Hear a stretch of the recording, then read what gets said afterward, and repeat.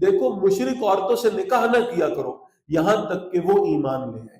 مسلمانوں کا مشرکوں سے نکاح کرنا یہ کسی صورت جائز نہیں. وَالْأَمَةُ مُؤْمِنَةٌ خَيْرٌ مِّن مُشْرِكَةٍ وَلَوْ أَعْجَبَتْكُمْ. اور مومن کنیز یہ آزاد مشرک عورت سے بہتر ہے اگرچہ وہ تمہیں پسند آئے. یعنی ایک عورت ہے مشرکہ ہے, اس کے پاس مال و متاع بھی خوب ہے, اس کا زمانے میں سٹیٹس بھی اچھا ہے, اور تمہیں لگتا ہے تمہارے لیے بہتر آپشن ہے, اور اس کے مقابلے میں اگر تمہیں کوئی کنیز ملے, کوئی باندی, کوئی لونڈی جس کے پاس اپنا مال بھی نہ ہو لیکن ہے وہ ایمان والی, تو اس کا ایمان اس مشرک عورت کی دولت, شہرت, عزت سب سے زیادہ قیمتی ہے.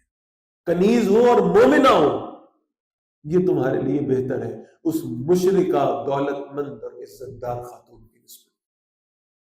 وَلَا تُنْكِحُوا الْمُشْرِكِينَ حَتَّى يُؤْمِنُوا. اور اپنی عورتوں کو بھی مشرک مردوں کے نکاح میں نہ دو یہاں تک کہ وہ ایمان لے آئے. وَالْعَبْدُ مُؤْمِنٌ. اور یقیناً مومن غلام خیر من مشرکن, یہ مشرک مرد سے بہتر ہے.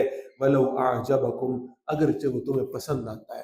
یعنی خیال یہ ہوتا ہے کہ بھائی کسی انگریز کے ساتھ, کسی اہل کفر میں سے کسی کے ساتھ, بھائی دنیا بہت ہے اس کے پاس, دولت بہت ہے, شہرت بہت ہے, اس کے ساتھ اگر نکاح ہو جائے, فرمایا کہ وہ جو غلام ہے نا جس کے پاس 2 وقت کی روٹی بھی موجود نہ ہو شاید, لیکن اس کے دل میں ایمان موجود ہے, یہ زیادہ بہتر ہے تمہارا شریک حیات بننے کے لیے. ایسے لوگوں کو چنو. اولئک یدعون الی النار. یہ مشرک تو آگ کی طرف بلاتے ہیں. واللہ یدعو الی الجنۃ والمغفرۃ باذنہ. اللہ بلاتے ہیں جنت کی طرف اور بخشش کی طرف اپنی توفیق کے ساتھ. وَيُبَيِّنُ آیَاتِهِ لِلنَّاسِ. اللہ تعالیٰ لوگوں کے لیے ان آیات کو واضح فرماتے ہیں. لَعَلَّهُمْ يَتَذَكَّرُونَ. تاکہ وہ لوگ نصیحت حاصل کریں.